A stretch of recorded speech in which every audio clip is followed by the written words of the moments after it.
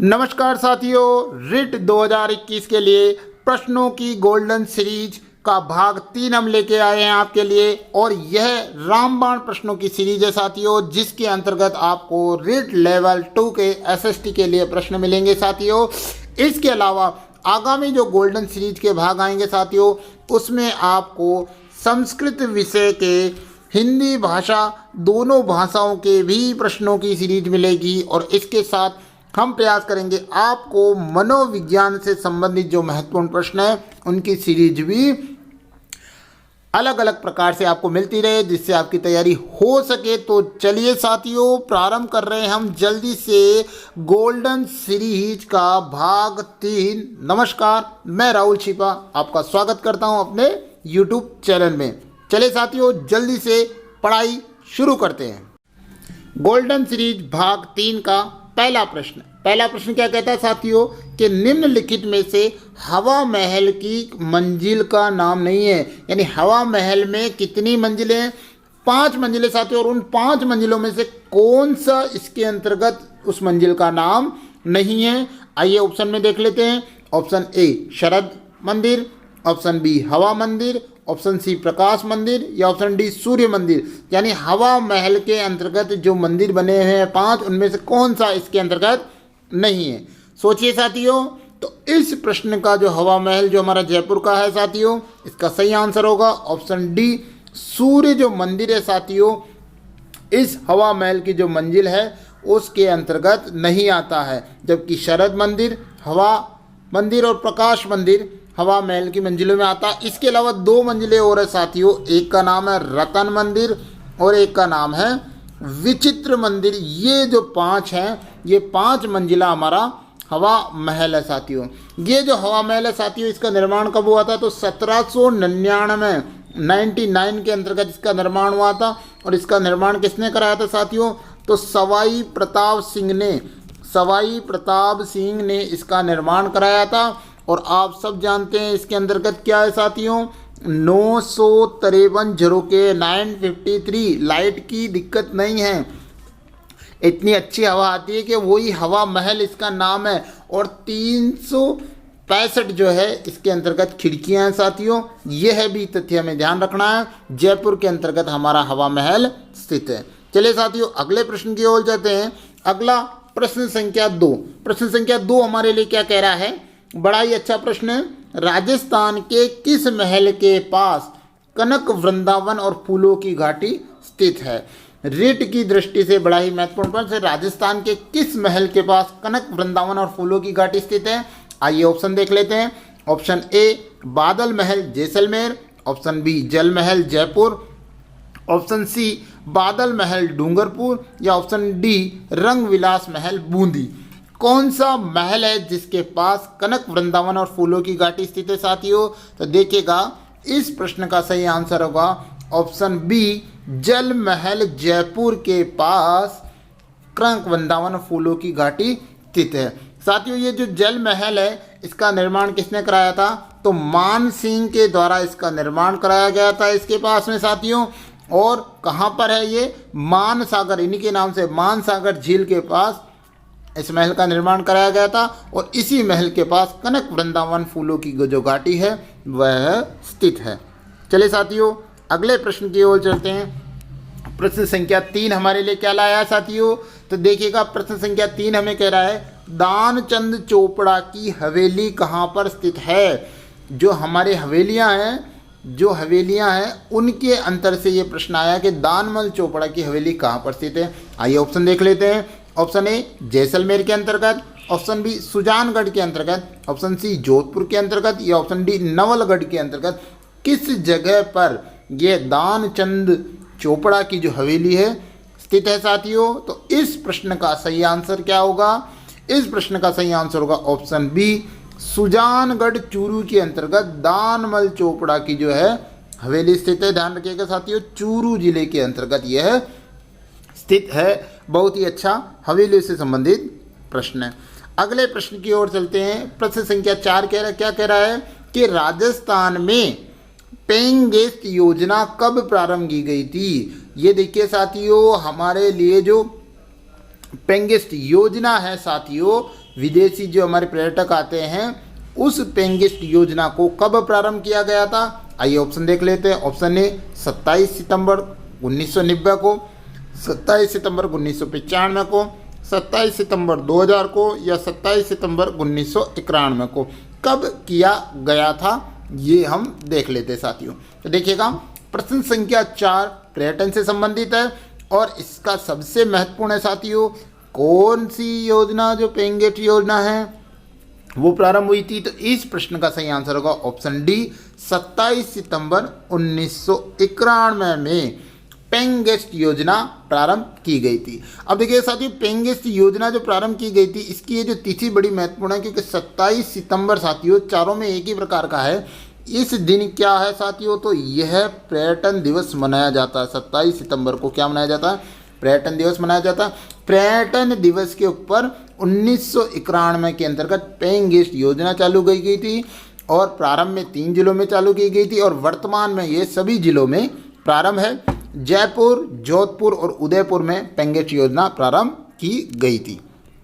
अगले प्रश्न की ओर चलते हैं साथियों। प्रश्न संख्या 5। प्रश्न संख्या 5 कहता है निम्नलिखित में से कौन सा ग्रंथ हीरो जवाहरातों की शाही से लिखा गया है? बहुत ही अच्छा प्रश्न है साथियों। हीरो और जवाहरातों की शाही से लिखा गया कौन सा जो ग्रंथ है, आइए देख लेते हैं। Option A Tarikh-e-Alai, option B Gulistan, option C Ain-i-Akbari या ऑप्शन डी राजरूपक। कौन सा जो ग्रंथ है वो लिखा गया साथियों? तो देखिएगा इस प्रश्न संख्या 5 का आंसर क्या होगा साथियों, आप भी सोच लीजिए जल्दी से। हीरे जवाहरातों की शाही से लिखा गया ग्रंथ, यह जो ग्रंथ साथियों कौन सा है? ऑप्शन बी सही होगा इसका, गुलिस्ता। गुलिस्ता जो ग्रंथ है साथियों, यह जो गुलिस्ता ग्रंथ है यह हीरो और जवाहरातों की शाही से लिखा गया है। और ध्यान रखिएगा साथियों इसका लेखक कौन है? तो शेख सादी। सादा जो होता है साथियों, गुलकंद क्या होता है? सादा होता है। तो गुलिस्तां का जो लेखक है शेख सादी माना गया। साथियों अगर प्रश्न अच्छे लग रहे हो तो जल्दी से लाइक और हमारे चैनल को सब्सक्राइब कर दीजिएगा और आपके जो भी मित्र हैं उनको शेयर करना नहीं भूलिएगा ताकि सभी को ये प्रश्न मिल सके। चलिए साथियों अगले प्रश्न की ओर बढ़ते हैं। प्रश्न संख्या 6। प्रश्न संख्या 6 क्या कह रहा है कि पश्चिमी राजस्थान में कीप नुमा कलात्मक हीड़ को क्या कहा जाता है? साथी यहाँ ध्यान रखिएगा, यहाँ पर क्या कहा जाता है? पश्चिमी राजस्थान में कीप नुमा कलात्मक हीड़ को क्या कहा जाता है साथियों? तो आइए ऑप्शन देख लेते हैं। ऑप्शन ए मौन, ऑप्शन बी हाटड़ी, ऑप्शन सी कोटिया या ऑप्शन डी चिकोरा। चिकोरा क्या कहा जाता है साथियों? देखिएगा इस प्रश्न का सही आंसर होगा साथियों पश्चिमी राजस्थान के अंतर्गत यानी मरुस्थल के क्षेत्र के अंतर्गत इस कीपनुपा कलात्मक हीड़ को क्या कहा जाएगा साथियों? तो इसका सही आंसर होगा ऑप्शन डी चिकोरा। ये जो चिकोरा है साथियों ये क्या काम आता है? ध्यान दीजिएगा साथियों, यह जो हमारा चिकोरा है साथियों, ये जो आपका चिकोरा है ये दीपावली के समय में हमारे जो बालक होते हैं, बॉय होते हैं, बालक जो क्या करते हैं तेल इकट्ठा करते हैं घर घर जा कर के और फिर उस तेल से दीपावली के समय में दीपक जलाया जाता है सम्मिलित तेल से और गांव की खुशहाली के लिए हम भगवान से प्रार्थना करते हैं। तो ये चिकोरा जो है साथियों क्या है? पश्चिमी राजस्थान का कीपनुमा जो आकृति है, कीपनुमा जो चीज़ है, कलात्मक हीड़ है, उसको कहा जाता है। चलिए साथियों अगले प्रश्न की ओर बढ़ते हैं। प्रश्न संख्या 7। प्रश्न संख्या 7 क्या कहेगा साथियों? अहोई अष्टमी का त्यौहार किस माह में आता है? यानी अहोई अष्टमी जो त्यौहार है किस माह में, हिंदू महीनों के हिसाब से किस माह में मनाया जाता है? आइए ऑप्शन देख लेते हैं। ऑप्शन ए क्या कह रहा है हमारे को साथियों? कार्तिक माह में, ऑप्शन बी भाद्रपद माह में, ऑप्शन सी श्रावण मास में या ऑप्शन डी चैत्र मास में किस महीने के अंतर्गत ये अहोई अष्टमी मनाई जाती है? देखिएगा साथियों प्रश्न संख्या 7 का जो सही आंसर होगा ऑप्शन ए कार्तिक मास में यानी कार्तिक के महीने में अहोई अष्टमी मनाई जाती है। कब मनाई जाती है? तो ध्यान रखिएगा कार्तिक कृष्ण अष्टमी को, कार्तिक कृष्ण अष्टमी को अहोई अष्टमी मनाई जाती है साथियों। और इसके बारे में आपको बता दूं साथियों कि अहोई अष्टमी पे क्या होता है, जो माताएं हैं वो क्या करती हैं? निर्जल व्रत करती है, बिना पानी वाला पानी पिए बिना व्रत करती है साथियों, और इसके अंतर्गत शाऊ माता और उनके बच्चों का जो चित्र बनाया जाता है और उसकी पूजा की जाती है। अहोई अष्टमी को कार्तिक के महीने में कार्तिक कृष्ण अष्टमी के 8 को इसको कार्तिक कृष्ण अष्टमी को अहोई अष्टमी मनाई जाती है। चलिए साथियों अगले प्रश्न की ओर बढ़ते हैं। अगला प्रश्न है प्रश्न संख्या 8। प्रश्न संख्या 8 हमारे लिए क्या कह रहा है साथियों, देखते हैं। प्रश्न संख्या 8 कह रहा है चोटीला पीर का उर्स किस जिले में बढ़ता है। जो चोटीला पीर है उनका उर्स किस जिले में बढ़ता है। आइए ऑप्शन देख लेते हैं। ऑप्शन ए जालोर में, ऑप्शन बी पाली में, ऑप्शन सी नागौर में, या ऑप्शन डी डूंगरपुर में। कौन से ज़िले में इनका जो ये मेला है वो बढ़ता है साथियों। तो देखिएगा इस प्रश्न का आंसर क्या हो सकता है, जल्दी से आप सोच के रख लीजिए साथियों। और हाँ साथियों, कितने प्रश्न आपके सही हुए या आपने सही जवाब दिए वो भी मुझे कमेंट करके बताइएगा साथियों। तो देखिएगा प्रश्न संख्या 8 का सही आंसर होगा ऑप्शन बी पाली जिले में। पाली जिले में चोटीला जो पीर है उनका उर्स बढ़ता है। कौन से महीने में बढ़ता है साथियों, तो कार्तिक के महीने में बढ़ता है। वही कार्तिक कृष्ण की एकम और द्वितीया को इनका मेला बढ़ता है। पाली के अंतर्गत चोटीला पीर है, इनके जो पीर में जो उर्स होता है वो सारे हिंदू रीति रिवाजों के अनुसार किया जाता है।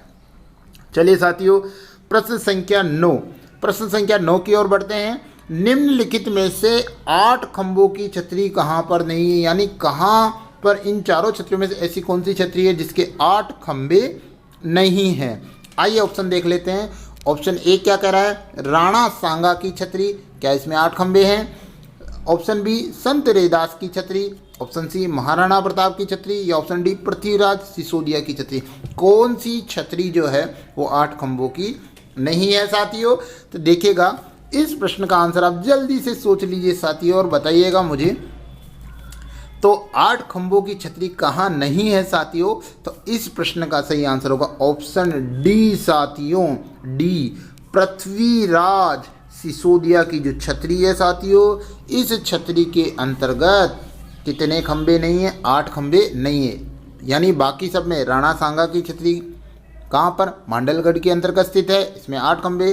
संत रैदास की छतरी चित्तौड़गढ़ के अंतर्गत है, इसमें भी 8 खंभे।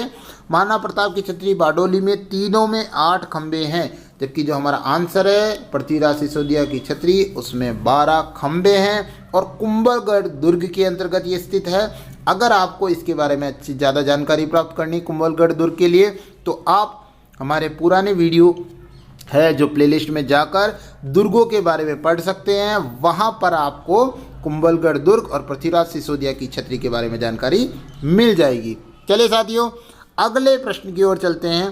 प्रश्न संख्या 10 क्या कह रहा है साथियों, आइए देखते हैं। प्रश्न संख्या 10, राजस्थान में सर्वाधिक मेले किस जिले में बढ़ते हैं साथियों। राजस्थान में सर्वाधिक मेले किस जिले में बढ़ते हैं। आइए ऑप्शन देख लेते हैं। ऑप्शन ए नागौर में, ऑप्शन बी झालावाड़ में, ऑप्शन सी डूंगरपुर में, या ऑप्शन डी अजमेर में। कौन से जिले में सर्वाधिक मेले बढ़ते हैं साथियों। तो देखिएगा इस प्रश्न का सही आंसर होगा ऑप्शन सी डूंगरपुर के अंतर्गत सर्वाधिक मेले बढ़ते हैं। लगभग 21 मेले यहाँ पर बढ़ते हैं साथियों।